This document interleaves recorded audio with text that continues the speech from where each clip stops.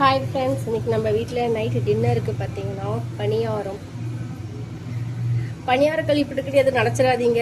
ஏன் அப்படின்னா நானும் கழுவி வச்சுக்கிட்டு இருந்தேன். ஆனால் அடுத்த தடவை பணியாரம் ஊற்ற ஆரம்பிக்கிறப்போ பார்த்தீங்கன்னா ஊறுப்பட்ட எண்ணெய் ஊற்ற வேண்டியதாக இருக்குது.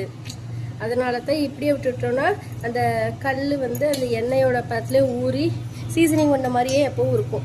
அதனால தான் இதை யூஸ் பண்ணுறதுக்கு முன்னாடி இது தண்ணியில் வச்சு அலசிட்டு அதுக்கப்புறம் யூஸ் பண்ணிக்கிறது. இப்படி ஊற்றுனால கொஞ்சம் எண்ணெய் கம்மியாக பிடிக்கும். ஏன்னா அது குழி வந்து ரொம்ப ஆழமாக இருக்கிற மாதிரி இருக்கும், 9 குழி. அடுத்தது இதுக்கு தொட்டுக்க பார்த்தீங்க அப்படின்னா தக்காளி சட்னி. ஓகே, அடுத்து முட்டை பொரியல் தொட்டுக்கிறதுக்கு சின்ன வெங்காயம்லாம் போட்டு செஞ்சுருக்க முட்டை பொரியல். இது வந்து இனிக்குட்டியோட அப்பா கேட்டார், ஸோ வந்துட்டு செஞ்சாச்சு. அவ்வளோதான் ஃப்ரெண்ட்ஸ், நம்ம வீட்டில் நைட்டு டின்னர் இதுதான். வாங்க சாப்பிடலாம். யார் யாருக்கு பணியாரம் பிடிக்கும்னு சொல்லுங்கள். பிடிச்சதா லைக் பண்ணுங்கள், சப்போர்ட் பண்ணுங்கள். பாய்.